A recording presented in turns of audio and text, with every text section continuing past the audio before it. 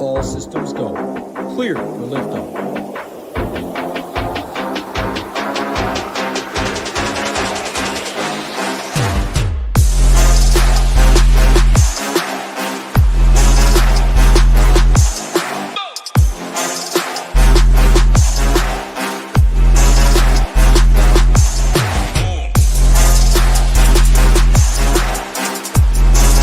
What's going on, everybody? Happy Monday.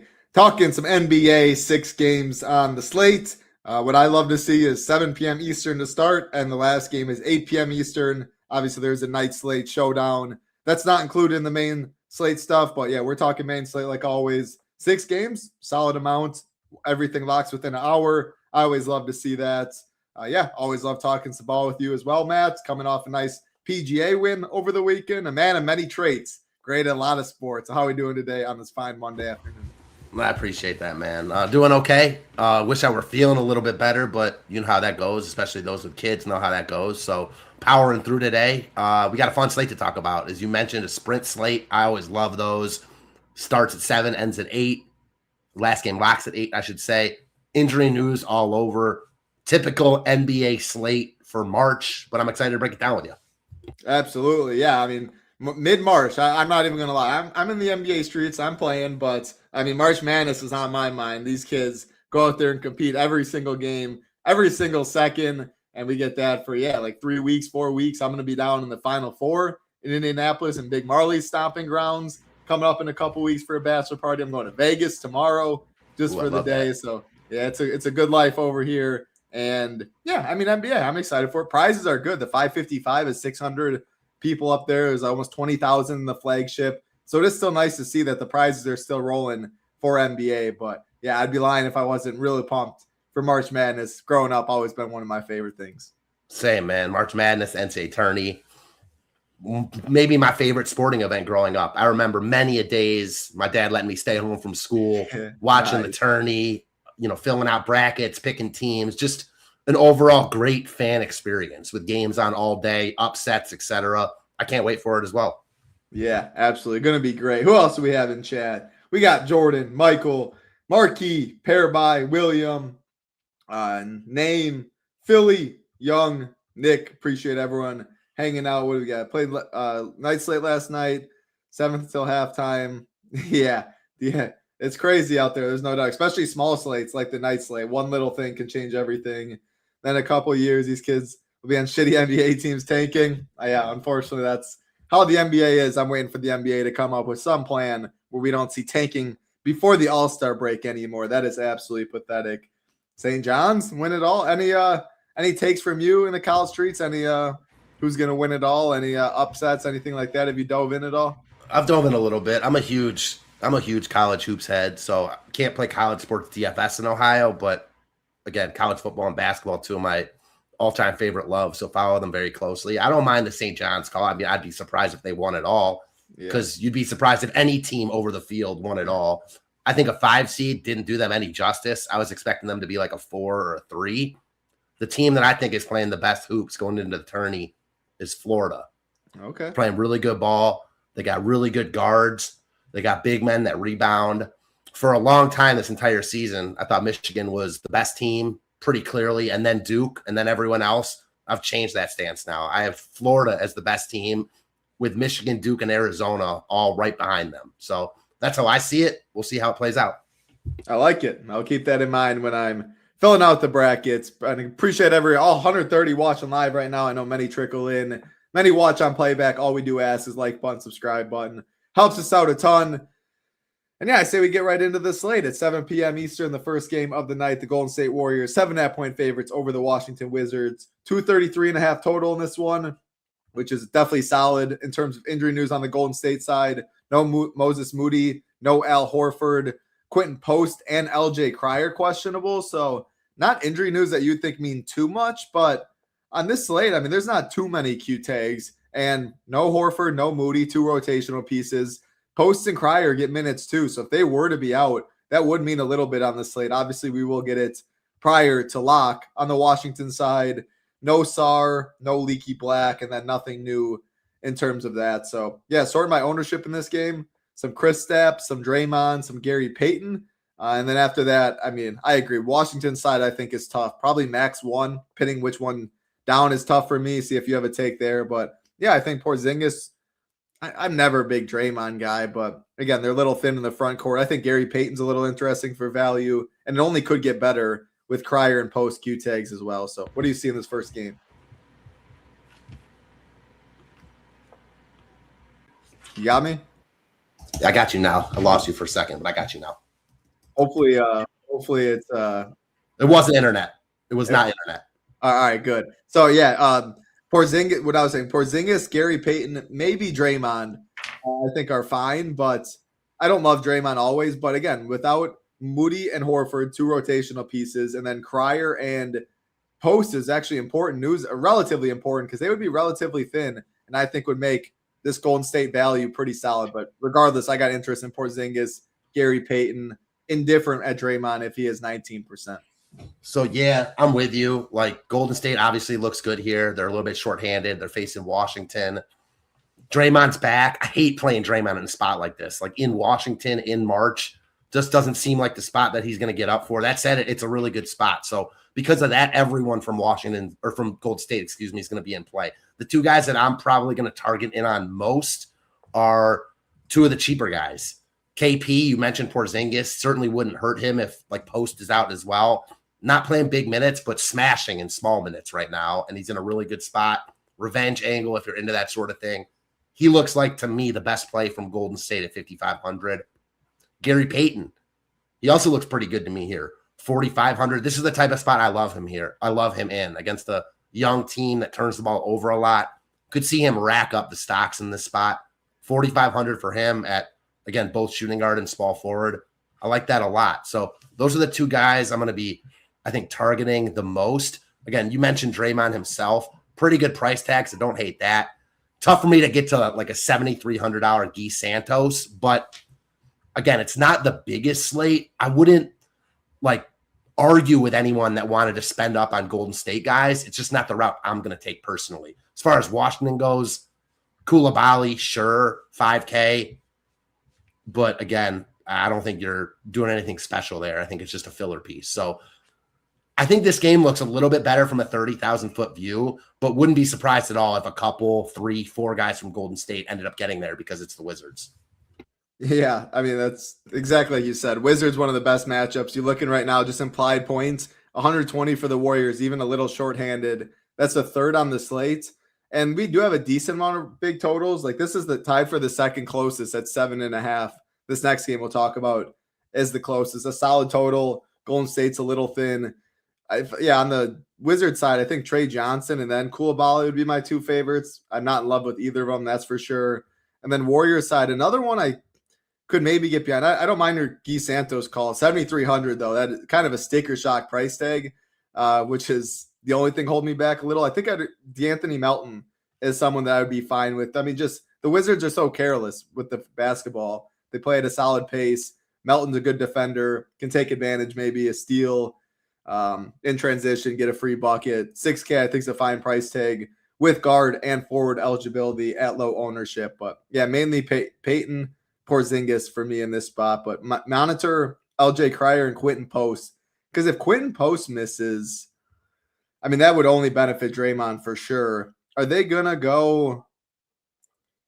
Like, they're not going to go Yurt-7 to start, are they? They're going to play a Porzingis, Draymond, and then Yurt-7 gets some of the backup 5 stuff is how I imagine it go. I would too. It's just difficult because Porzingis don't play a lot of minutes. So it's like they're not going to increase his minutes a ton. It's just a matter of, how they disperse those minutes. So all of a sudden you get Post out. I think Yurt-7 is at least worth looking at in big GPPs. That's about as far as I take it for now. Yeah. Maybe Draymond gets a couple more minutes boost if there's no Post. If Porzingis's minutes aren't going to go up, if Yurt-7's, he's going to kind of be held in check. Maybe Draymond would have to play a couple more because it's only 7.5 point spread at the end of the day. Golden State's trying to win this game. Yeah, good point. Golden State is certainly missing a lot of their best players, so hard to think they're going to cakewalk against anyone.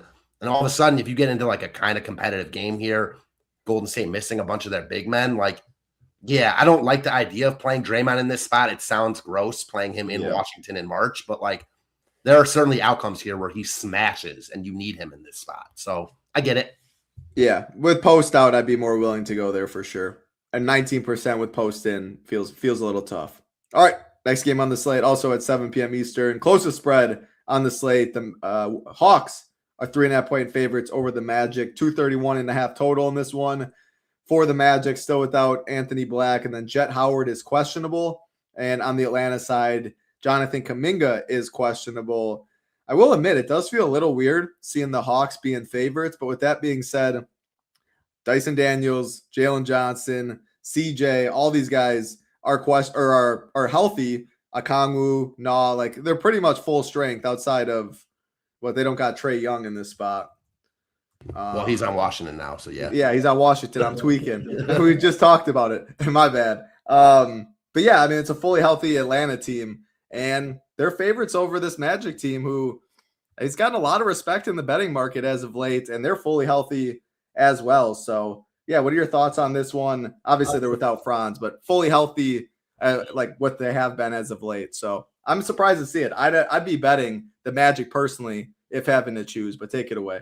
Yeah, so I think this game probably sets up a little bit better from a real life perspective than a DFS perspective, just because you mentioned they're healthy squads here. Like Franz has been out forever, so Orlando is priced as such, and Atlanta is healthy. So the case for this game to me is that tight spread, presumably going to be a close game, really good players, and no ownership, or not a lot of ownership. Now, that said, there isn't anyone from this game that looks like a lock and load from a points per dollar perspective or a guy you're playing in cash games. I think in cash games, you might be avoiding this game altogether just because of how it's priced. But in tournaments, certainly is a different story. So in GPPs, Bane and Suggs, two guys playing well right now. I think they're both wildly in play as like medium spend up options. Paolo himself as a spend up option. Like, again, it's nothing about the price tag or the spot. It's just about that he's really good, smallish slate, and he can break any slate he's on at that price in this kind of spot. Again, without 10 other games, only 5 other games. I feel the same about Jalen Johnson as I do Paolo. Certainly would prefer Jalen Johnson, but he's 1,300 more. The projection isn't that much more. And in a lot of spots, you're seeing Paolo get more ownership. And I get that. Like, I'm a little bit intrigued by running a Jalen Johnson Paolo, like 2-man, and then maybe a couple other pieces from this game. But I just think it's priced out for me. Like, I think the prices are where they should be, or guys are a little bit too expensive. So outside of like Suggs, Bane, I don't think I'm going to get to it. Again, the case to get to it is that there's really good players at low ownership, but nothing about the price tags make me scream I got to roster anyone here. Yeah, it is the two most expensive plays on the slate are Jalen Johnson and Paulo, both not getting too much ownership. A lot of that has to do with, I mean, the value on the slate's solid, but it's not like there's really 3K value. Like we just talked about some on the Warriors stuff. Mid-tier build's going to be jammed, and Josh Giddey's projecting very well in a great matchup against the Grizzlies at 9K. So a lot of people are just going to go him as the highest spend. And then there's like Zion's only 7.5K. Klingman is projected pretty well at 7.8K. There's Trey Murphy. It just feels like a lot of people are going to Giddey as the highest price player. And then from there, they're going to find a couple 4K, 5K values, see what mid-tier fits and goes from there, which it is a little tougher to get Jalen Johnson. Like Paulo would be my preferred spend in this game if choosing, or then I'd probably go Suggs or Bane over Jalen Johnson, just because, again, I don't want to completely dumpster dive too much on this slate. And that's a big boy price tag for Jalen Johnson for sure. So I do think the Paulos, the Banes, the Suggs is interesting. I think they're under projected in terms of minutes for SaberSim right here, but you can see the minutes and the fantasy point per minute right on the side. What about like a Tristan da Silva? I know I've talked about sticker shock too. That price has continued to rise. He's been playing solid basketball though. Him and Wendell Carter are the two that Wendell showing 22% ownership. I don't necessarily know if that's going to be the case. Bagley, Jalen Smith, Klingon. If he's 22%, no, thank you. But because Mo Wagner's plays a decent amount as the back, I think prefer at no ownership Mo Wagner 3.4K than a 22% Wendell Carter. But if he's like 14%, which I think could be more likely, I'd have maybe a little interest. What are your thoughts on him and then Tristan da Silva?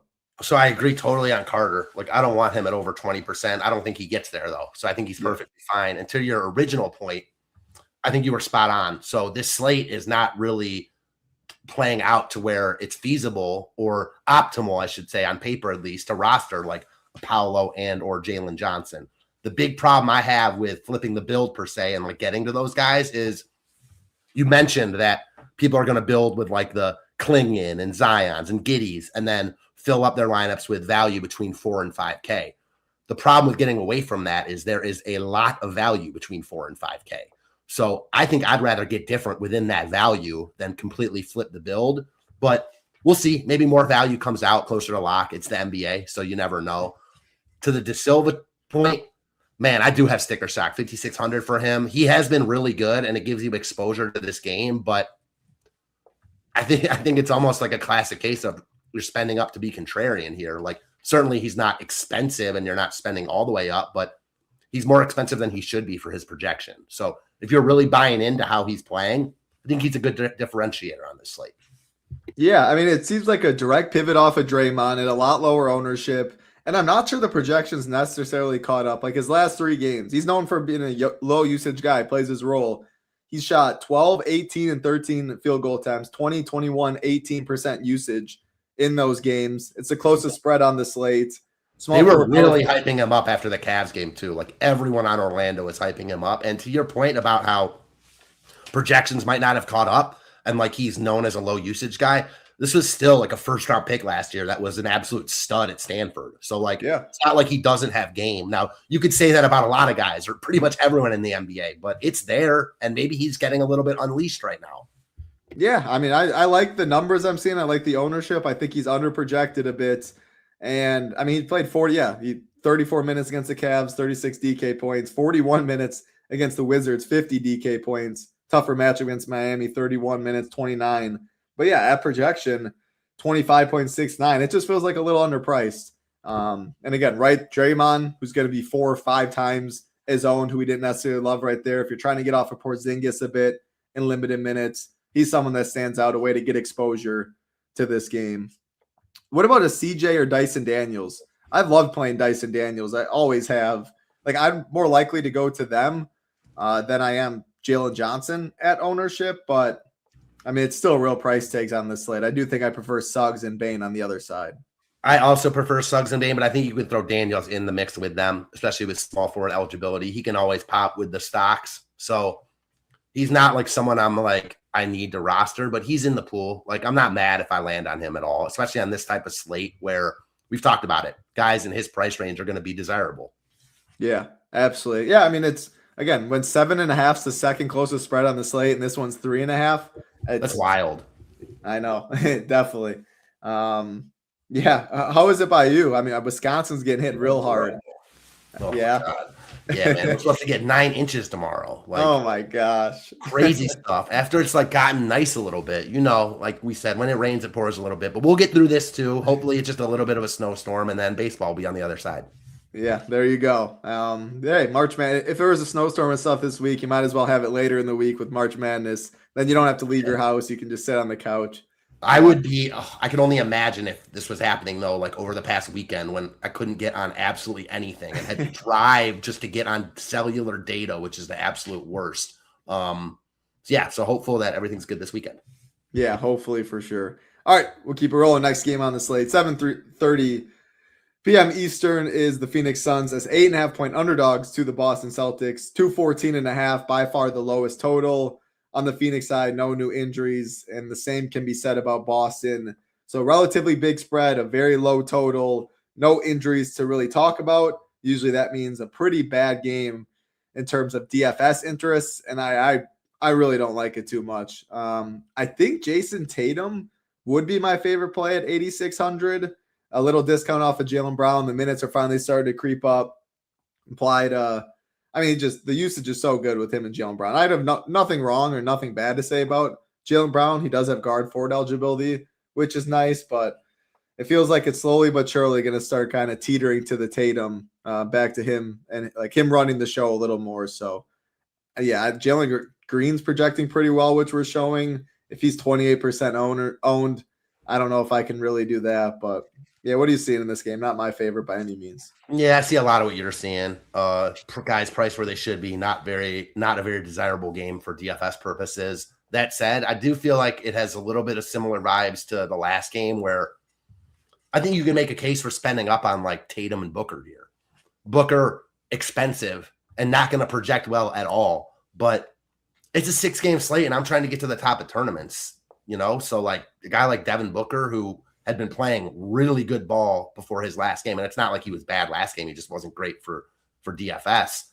Like I could see getting to him at like 1% ownership in tournaments. Again, trying to take down the field, especially in like a qualifier type setting. I really like Booker where it's, winner take all and losers get nothing. So I'm a little bit intrigued here with Booker and then Tatum, as you mentioned on the other side, but playing limited lineups, man, it's going to be really hard to get there when guys like DeJounte Murray project basically as well. So yeah, I think it's a classic spend up to be contrarian, but it's really only Booker and Tatum for me. I like the Tatum shout, just not sure it's the right slate for it. Man, like if you're just looking at Jalen Green's last 2 games, he's been really good. Yeah, impossible not to have interest. Mid-30s minutes, he's absolutely chucking the basketball. Him and Booker are pretty much doing everything. Last game, the dude shot 16 3-pointers against the Raptors. Do you believe that 28% ownership? And then how would he compare to a Suggs, to a Bane, to Dyson Daniels, kind of Trey Murphy? Like that's kind of the range we're talking with I mainly the ownership stuff is what I'm curious on. 30% for a guy that relies a lot on shooting, it's a little more difficult. But if that ownership's hot and he's like mid-teens or something, then yeah, a guy that can shoot 16 threes in a game has some interest. But obviously a way tougher matchup in this one. Derek White, Brown, whoever they want to chase him around. It's a lot different than his past couple. The ownership question is a real one because he is projected widely different throughout the entire industry, depending on where you look. I've looked at a bunch of different places. Gets as high as above 30, as you mentioned, gets as low as like 5, 6. So yeah, that's wide.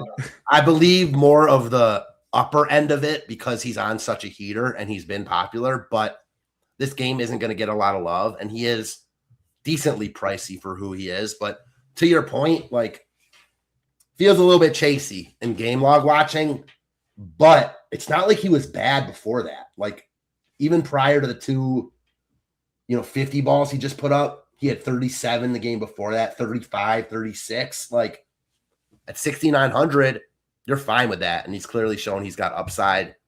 Yeah, I don't like it at ownership, but it's going to be impossible to know prior to lock what he's going to be owned at. And I'm not going to not play him because I think the ownership is going to get too high. I don't think it gets that egregious. I also don't think he's a must play, but really good shout out. All in all, he probably is the best play from this game just because of how Booker and Tatum are priced, even though I like both those guys for their upside and low ownership in tournaments. Yeah, so you'd pick if you had to play one Sun, would it be Booker or Jalen Green if you play one team? Oh man, that's tough. I think I'm going to say Green's the better play, but for me, it's Booker. It's just I know that doesn't make sense, but that's he's definitely going to be lower owned, like by a wide margin. Is Devin Booker, regardless of what Jalen Green does come in at. I do like Tatum though, 8,600 again. Played 32 minutes last game, 8.5 point spread. If it's 8 points with 5 minutes left, he's going to be out there. I think it's. Like I said, it's going to get back to kind of the old Celtics and Tatum running the show a little more. So I think he's playing good ball right now, though, too. Yeah, all year. They've I think probably overachieved the most out of anybody in the NBA this year. They got it going over in Phoenix for sure. Dylan Brooks, they got to get him back. He was huge for that team. Grayson Allen made such a big step. I really like what Phoenix has going on. Fun team to root for. A lot of guys that just play hard and complete 180 from how they were last year. Yeah. What's up, Keith? And yeah, you want to say anything about your Cavs? Hey, man, it's not playing the best ball right now. Tough loss against Dallas yesterday, but March in the NBA, it's tough to take count it for too much. That said, I think Boston is the clear best team in the East with Tatum healthy. I think the Cavs are, at least to me, the second team. I'm not buying what Detroit is selling this year in the playoffs, and the Knicks are just too inconsistent. So I think it's Boston and the Cavs, and I don't think the Cavs are I don't think it's impossible for the Cavs to beat Boston, but I have Boston as the favorite. Yeah, I think it's clearly Boston. And then I was talking a little bit with Rio. If the Hornets get in, people aren't going to want to see these Hornets. I agree, but they're still not a legit threat to me in the East, in my opinion. Like, to come out, I mean, maybe. Yeah, I mean, to come out to get to the championship, but to win a round one or something, like if you're not a believer in the Pistons, they get the Pistons. If they got the Knicks, the team can fight. It goes back to how talented they are. I feel like, man, how the tables have turned here, because I'll never forget being on that show with you, one of the first shows, maybe the first show we did. And I was talking about how I liked Charlotte and OKC that one night, and they ended up just rolling. Like, the guys weren't even good for DFS because they won too hard. Since then, I feel like they've been on the big up and up, and it all started with me with they're hella talented. Like, they got a lot of dudes that can hoop. Yeah. Yeah, Hornets are too young. They definitely are young, but as young as Khan is, the dude plays like a vet. Like, LaMelo's the one piece. His highs are so high, his lows are so low, and you can't really have too many lows in postseason. But Brandon Miller, Bridges, I mean, they're just steady. Diabate, Calclay, they're steady at the end of the day. But yeah, I mean, to have them coming out the East is definitely a little ambitious, but there's no doubt the East is kind of weak in my opinion. I agree. Part of me feels like in the NBA, most of the time you have to have been there and done that and taken some L's in the playoffs before you really move on. But the other side of that is I think the East is also really weak. And I don't think the Cavs, the Celtics, the Knicks, any of these teams are like that much better than the Hornets. Honestly, I don't even think that those teams are even that much more talented than the Hornets. They're just more mature and have been there before. I think the odds would be closer than people think for sure in the series markets and stuff. So considering how well their starting lineup has played and all that stuff is out there, Exactly. Yeah, I'm excited. There's no doubt about that for the NBA. NBA playoffs is also very, very elite. So great times. And no NFL is always very sad. Nothing like NFL Sundays, but we're coming into a really, really good stretch with March Madness, with NBA playoffs, with MLB coming back. And yeah, MMA's going on, NASCAR is going on. Let me share this real quick. As you can see, a lot of these sports, ShipItNation.com, this is the homepage. A lot of these sports that we are showing, PGA is going on every single week. Again, Matt, a nice $10,000 win.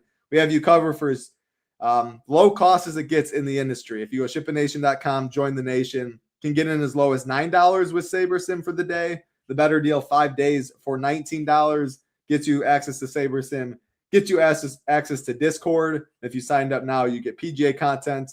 This week, you get MMA content, of course, NBA, NHL, NASCAR on Sundays, big prizes there. And we do have a college basketball portion in Discord. It's not paid content, but Smarty does a great job. Hammock, I'm not going to promise you Hammock's going to reply because that man is a freaking beast in any college sport. I think he has like 5 or 6 college basketball tickets. He very well might, though. One of the sharpest guys in the industry, no doubt about that, in any college sport.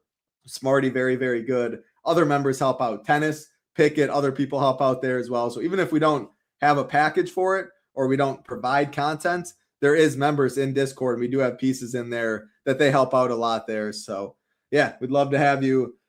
Kawhi slashing competition right now. Clippers, any I don't know, Clippers in the West, any thoughts there? Then we'll get back to I love Kawhi. I mean, he's a dog. When he's healthy, there aren't that many players better than him, but they don't got the horses to win out West. No, I agree. Man, it's hard not to see OKC in the Spurs, and that's going to be one heck of a series if we do get that. I still think Denver's real live personally, but we'll see. OKC and San Antonio are for sure the two best teams right now. The thing I'll say about San Antonio, and I know someone mentioned it in the chat, like, look at what they're doing. I'm kind of on the Fred VanVleet train here. I don't know if you heard him recently, but he was talking about let's not crown them too fast. Like, they're doing a lot in the regular season, but they haven't done anything in the playoffs yet. And you talking Spurs? I'm talking the Spurs. Yeah, he was really talking down on the Spurs and saying like how, I mean, he's obviously on the Rockets, but still, like, you don't hear players talk about other teams like that. And he was being very candid, like, hold your horses. Like, obviously they have talent, but they haven't done anything in the playoffs yet. And I'm kind of on his side there. Fair enough. I'm taking the other approach. I think that I got Spurs winning it all personally. When you got a guy like Wemby that's just out of the world and they play hard, they're deep. Like having Harper as a guard with the Castle and Fox stuff, it seems like they have the pieces. And I mean, teams just can't drive in the paint. Like they're so scared to attack Wemby. You got to beat them shooting. And as a 7-game series, it gets tougher. But Yeah, I'm super pumped for it, no doubt. What's up, Rio? Great to see Celtics spanking everyone in the playoffs with Tatum back. Yeah, the odds do suggest that.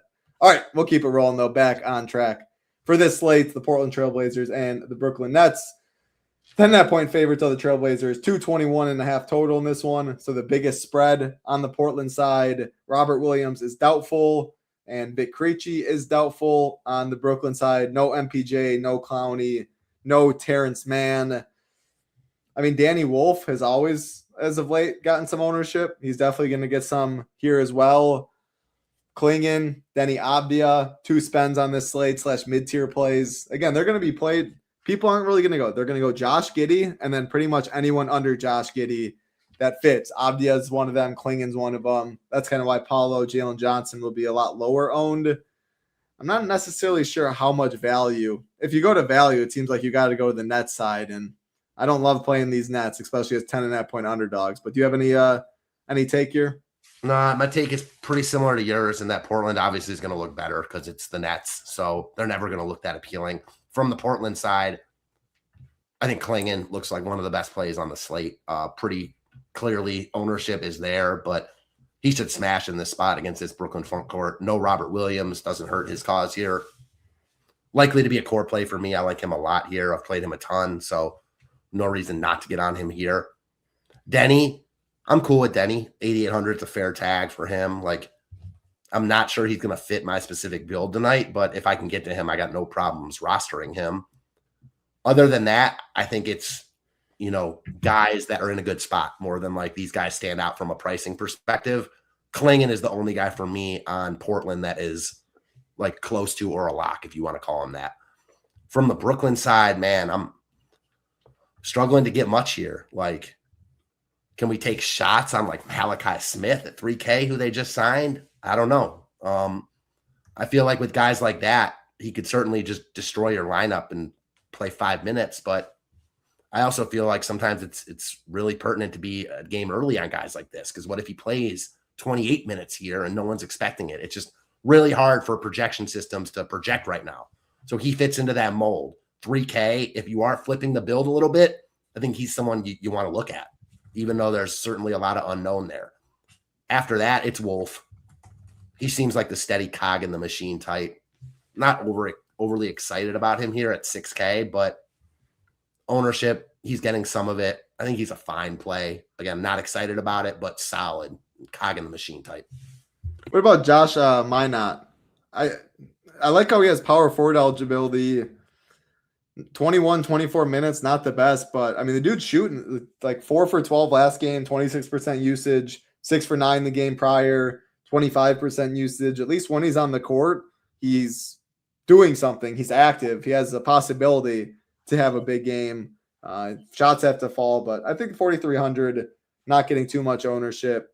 Plug him in at power forward. I think you could do worse. What are your thoughts on him? Yeah, so he falls right in that bucket of me of guys I was talking about earlier that are between 4 and 5K that aren't getting a lot of love that I would be fine pivoting to. So there's going to be guys that project a little bit better that are around his price point, but he projects reasonably well and ownership isn't going to be there. So I like the shout.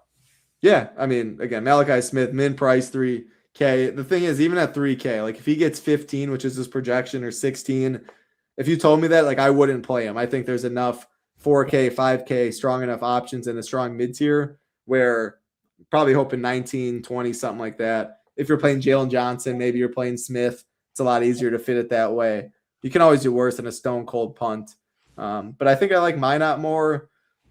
And Danny Wolf, I mean, yeah, he's fine, but his price slowly but surely just keeps creeping up. So his like 30 piece, if he does get that at 5.9, you definitely take it. It might not be needed though at the end of the day. Portland side, yeah, Klingon and Abdi. I want to go to Drew. He definitely has his big games, but talk about like high ceiling but a low floor. Like he's someone that absolutely can bury you at 7,400 and give you no chance to win and little chance to cash. It feels like it's just tough because he's priced still for like Denny to be out and Denny's back in, so he's just losing a lot. And I will say about this game, big blowout concern for me here. Portland obviously still trying to win. Lost a bad game for them last night in Philly against like the really shorthanded Sixers. I expect them to put their feet on the gas here. So I'm a little bit hesitant to spend up on too much Portland. And that is why like someone like Malachi Smith, And I'm with you. Like, if you told me he was getting 16 fantasy points here, I'm not playing him. But I think there are outcomes here where he plays like close to damn near 30 minutes and scores 25 fantasy points. And in those types of scenarios, I want him, Absolutely. One more thing. like Avdia higher owned than Jason Tatum. Like, I think that's a clear pivot you can make in tournaments and go Tatum there. You're more 2 points more are Portland being favorites. Like, you're expecting them. You're worried about blowouts. If he loses his last rotation, it's going to be pretty tough for him to get there more than likely at 8,800. I've always loved playing Denny. Like, if I knew this game would stay relatively close, he could fill it up in a lot of different areas. But I think at ownership, I prefer Tatum in a similar range at the same positions today. I love that call. Cool.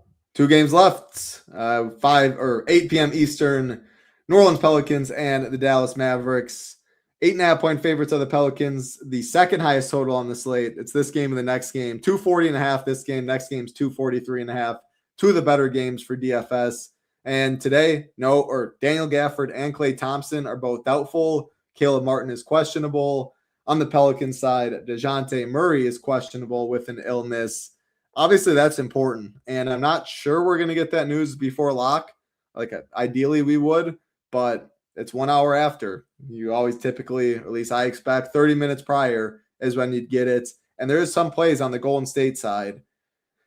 So, man, if we don't get the news, I mean, you probably will have, like I said, this game and the Memphis-Chicago games, probably like the 2 best games on the slate. So you're probably going to have enough flexibility and wiggle room. Like, if there's no DeJounte, Trey Murphy, Zion, big bump, but then like Fears also, like, it does so much on this slate. And if DeJounte plays, he's a solid play himself. And on the other side for Dallas, Gafford doubtful and Gafford and Klay doubtful. I mean, there's definitely Caleb Martin too. He plays a rotation here and there. So this is the game of the night, in my opinion, if having to choose this or the Bulls game, which is also good. But, man, I want pieces to this. I want pieces to the late game. So that means more than likely I will have a lot of wiggle room for DeJounte being in or DeJounte being out. Break that down if you have any lean on the Q tag. And then this one. I kind of expect him to play just because it was an illness that came up last night. So more precautionary than anything. That said, like, man, there's a lot of sickness going around. So I don't know how bad you know what I mean? So I don't know. I expect him to play. But, again, that's just a gut call, nothing more than that. And I do think that you hit on the 3 guys that would benefit most if he's out. Obviously, Trey Murphy and Zion would pick up a bunch of usage. Although I love especially Zion with Murray because I think Murray just plays really well with Zion. But obviously you like Zion more with him off the court. Fears would be the guy that would automatically leap up into becoming one of the best value plays on the slate. 4,400. Maybe you get a little bit of an ownership discount if we get the news late. But to your point, I think we're going to have a lot of pieces just all over here from this game and from the last game. So shouldn't be really too hard to manipulate your roster in such a way where, like, you can kind of get to the guys you want after the Murray news. Even if that means not playing a bunch from the first game, I'm totally cool with that. From the oh, go ahead. Yeah, no, that's what I was gonna say. What's your thoughts on Dallas? 3 guys look good on Dallas. 2 guys look really hard to get away from. The guys that look like really hard to get away from are going to be Brandon Williams. That never feels good to say. I know Rio is never a fan of him at chalk, but he's just in a really good spot here, and he's got a cheap tag with guys out. So Williams in play for me, and then Bagley, 4,500. We kind of know the story with him. We've read his book before too many times. He's a guy I like to play in softer matchups. In bad matchups, even when he's starting and it looks like he's a really good points per dollar play, I'm much more hesitant. In a spot like this, I find it hard to get away from him just because he cooks in spots like this. He's very talented offensively. I like him more than that's why I don't believe Wendell Carter's ownership, because between Bagley and Jalen Smith, like, those guys are going to eat so much ownership, Yeah, I definitely don't believe Carter's ownership for that exact reason. Like you're saying, and you can also see right now, like, it's not updated. Let's see if SaberSim doesn't have Bagley updated in there. We have Bagley at 19%. This will still get updated. This is definitely light. Again, light Brandon Williams. What's your thoughts on Cooper Flag? We're talking Abdia. We're talking Tatum. He finds himself sandwiched right in that same range. just point guard eligible now. Man, he had the small forward eligibility. But yeah, what are your thoughts there? Like it's a very nice total. Like if this game does stay competitive, a lot of it probably has to do with some Cooper Flag. So is that a pivot you can make in the upper tier? Definitely. I think he's a pivot that's kind of like the Devin Booker pivot, but probably looks even a little bit better on paper just because of the spot. You don't love him coming off a back-to-back, but he's young if he's healthy, which he is. That's why he's in. Like, I got no issues with it. So as a spend up to be contrarian option, we know he's got big upside. So I could get on board with it. If I'm playing one lineup tonight, I don't know if I get there because you can only get to so many guys. But certainly if I'm 150ing, I would probably like to be a little bit over the field, at least with the field there. Two things. Someone asking about Ryan Nembhard. I think that he is definitely in play here as a value option, especially if you aren't playing like a Brandon Williams. I think he makes a lot of sense as a cheaper pivot. 3,400, going to play somewhere between 20 and 23 minutes probably. So at that price point could certainly get there. And I see someone said, I don't like that Marvin Bagley didn't get to start last time Gafford was out. Who did they start that day? It must have been Cisse. So Cisse himself, I know Rio's boy. He loves Cisse. Mm-hmm. If he's starting, even if he's not starting, I think he's in play at the flat min. I don't know if it's the type of slate where we're like jamming him, but in play for sure. What about Najee or PJ? I mean, I like those price tags that I'm seeing. They had good games against your Cavs. I prefer Najee if choosing. I like the guard forward eligibility. I think he has a little more ways to get there. If you're playing a lot of this game, like if you're playing DeJounte or Zion or Trey or two of those guys and you're not playing Cooper Flag because they're a little more expensive as a run back, I think Najee can fit some builds. Do you have thoughts on Najee or PJ? It's tough because Washington starting at center, Rio says, so that makes sense. So it gives me a lot of pause on going to the other guys, even though Bagley's going to get run and he's still cheap. Makes PJ Washington look good. Starting at center, we always like that. I'm hesitant with these Dallas guys, not going to lie, coming off like blowing their wad supremely yesterday against Cleveland, like winning that game in Cleveland. All these guys balled. I feel like it's a little bit chasey, but the other side of that is like, to your point, if this game is competitive, I don't see any reason why like Dallas can't hang in here between Flag, PJ, Najee. You got clear run backs on the other side. I could see going harder on this game than the last game, which I think will be more popular. Yeah, I mean, this game's big total. This game's playing small. Like Rio said, PJ at the 5, Zion at the 5 on the other side, Najee, Flag. Like these guys got a rebound. I think Dallas, one of Najee, PJ, and Flag's pretty interesting. Like you said, Bagley's definitely going to be owned, and Brandon Williams definitely going to get some ownership, and I'm fine there. But yeah, I have, because I'm definitely playing some of the Pelicans. Like whether DeJounte's in or out, almost I don't know. I'm kind of hesitant always to say like min one on a team, but with Trey Murphy, Zion, DeJounte, feels hard to see one of them not getting that. I think Sadiq Bey is also fine at 6,500, and then if DeJounte's out, I mean, probably min 2 at least, and applied for 123 points, pretty much tied for the highest on the slate. And yeah, I think this is a game that you definitely want a lot of exposure to in DFS, and the DeJounte news is very popular. Or it's very important. It's very popular. This game will be popular, and this next game, the last game of the slate, will be popular as well. At 8 p.m. Eastern, Chicago Bulls and the Memphis Grizzlies, 7.5-point favorites are the Bulls. Biggest total in the slate at 243.5. On the Memphis side, Ty Jerome and Gigi Jackson are doubtful, and Walter Clayton is questionable. On the Bulls side, Isaac Okoro is out. Colin Sexton is questionable. I don't necessarily know how much that like Sexton news matters, but at the end of the day, like people are going to play Josh Giddey. This 35% I think might be 45% when it's all said and done. Jalen Smith, another center play that we've been talking about. I always like playing Jalen Smith, as you see, a very good point per minute guy. And then I think the biggest, like the Sexton stuff, Trey Jones, maybe it affects the most. He's a solid play anyway, but get a little minutes bump. Like I'm not sure it puts Dillingham enough in play, even though he gets some more minutes, more of the backup run, all of that. But on this slate, we already have some 4K value. I'm not sure it would be enough. Do you have takes on Sexton if he is out, who that benefits the most? And then, yeah, I mean, Chicago looks pretty solid, and Javon Small, another good point guard on this slate. This is a game you need to play some of. Yeah, so I think it is Trey Jones is the main guy that would benefit with Sexton being out. And to your point, I think he's a good play either way. So I think he's a guy you can plug in with confidence. And then if Sexton's out, he only looks better. Not like a must play or anything, but looks pretty good. I'm going to raise the stakes on your Giddy call. I thought I was going to say I'm going to get one step ahead of you. I'm going to take like 5 steps ahead of you. I think he's going to be like 65 to 70% owned tonight in smaller field, higher dollar stuff. What about the $18? Probably 40. Somewhere around there. So you were more online there, like 35 to 45, somewhere around there. He just 52 is what it has for high stakes. And I agree. I think that's light as well. And we're talking like the 555. I agree. He just projects so well at this tag, and he's been really good, playing like 40 minutes a game, 60 plus fantasy points in 4 straight. Anytime you're dealing with ownership like this, like if you played this slate 100 times, how many times does Booker outscore Giddy? More than the ownership would imply, but Giddy still is the better play. So yeah, this is the one I struggle with. Like, I don't think Giddy ever deserves to be 70% owned, but there's a reason he's going to be that highly owned because he projects so well and he's just not priced where he should be. So I know we got asked this like on Twitter before the show starts.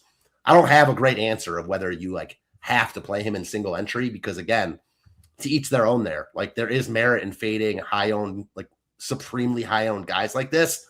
There's also merit in just playing them and getting different elsewhere. So it's kind of different strokes for different folks kind of thing. Other than Giddy, Jalen Smith looks really, really good at 5,200. He's going to be the other center, probably the most popular center on the slate with his price. Hard to get away from him. Leonard Miller, he would also look better if Sexton's out and looks good as is. 4,300. I could definitely see playing some Leonard Miller. Trey Jones, we mentioned. Matas is a little bit too rich for my blood. 7,700 is expensive, but I feel like there's merit in going to him, kind of like we talked about with Cooper Flagg, just getting the best piece of the team when, well, I guess the second best with Giddy when all the other pieces are getting more ownership. I could dig that, but doesn't really stand out from a points per dollar perspective. From the Memphis side, a little bit tougher to decipher just because it's Memphis. We never know exactly what they're going to do, but Cedric Howard looks pretty good. Javon Small looks pretty good. Memphis kind of is who they are, like Walter Clayton. I'm never really a fan of Jalen Wells, but Memphis has filler pieces like all over. They've introduced new guys, though, into the mix, like DeJon Jarreau. So it's really hard to break Memphis down on a game-to-game basis because I don't even think their coach knows what they're going to do. Yeah, I mean, they're back to running 10-plus bodies. Instead of only having 8 that suits up that we were playing Memphis on, like they're playing a full rotation now. Walter Clayton news, I think, is a little interesting. Like you said, Cowher would get a more of a bump. I think Javon Small would be pretty strong at 6K. Maybe a little Cam Spencer. I'm not necessarily sure there. If he's in, it's a lot harder to get to Memphis for sure. But look at it, the price tags. I mean, Small 6K, and after that, 5.4K is Prosper, and then everyone else is 5.1 or below. So I don't hate if you want to get a little difference. You're talking about like that 4K, 5K range when it's going to concentrate around guys like Porzingis or certain people. Like this is a spot. Memphis has plenty of guys that you can go to pivot, and you're just backloading more for if DeJounte's out, then there's fears. Then you can upgrade to Matas or whatever it may be. So I want a lot of exposure to these last 2 games, not only because of the DeJounte news. It's a 240.5 and a 243.5, which is the 2 highest on the slate for sure. I'm totally with you. Just like talking this out, like it's not like the Golden State guys are going to be crazy owned, but I don't like the Golden State guys as much as I like the guys from the last 2 games. So if that means not playing Porzingis and or Gary Payton, I'm fine with it. Like I know they're in a really good spot, but I'm never afraid to fade Porzingis or Gary Payton chalk. I'll tell you that much. Yeah. And again, LJ Cryer posts like that. If they were out, it would boost their projection, but it would also boost their ownership as well. Man, Giddy's been so good playing all the minutes in the world. If you're fading Giddy, is there more merit to play a Trey Jones or a Matas for you?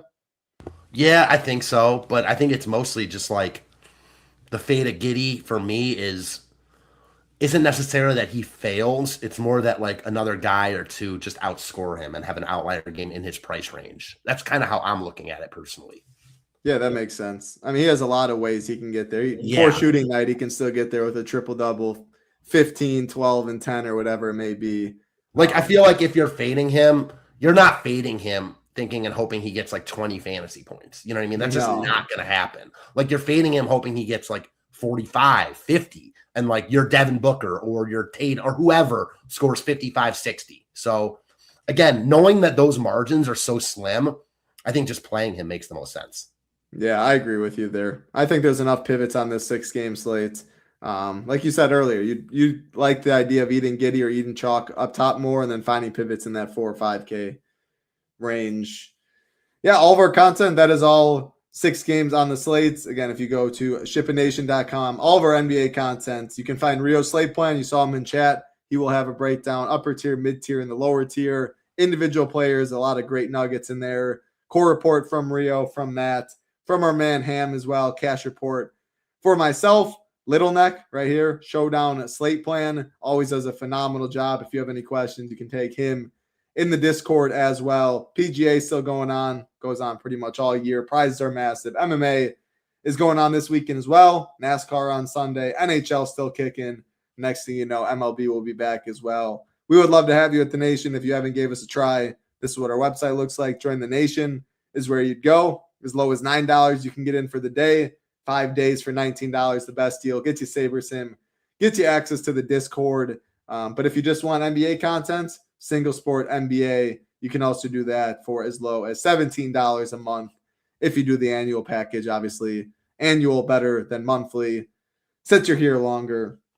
Yeah, that's pretty much all I got. Any thoughts for you, Matt, before we get on out of here?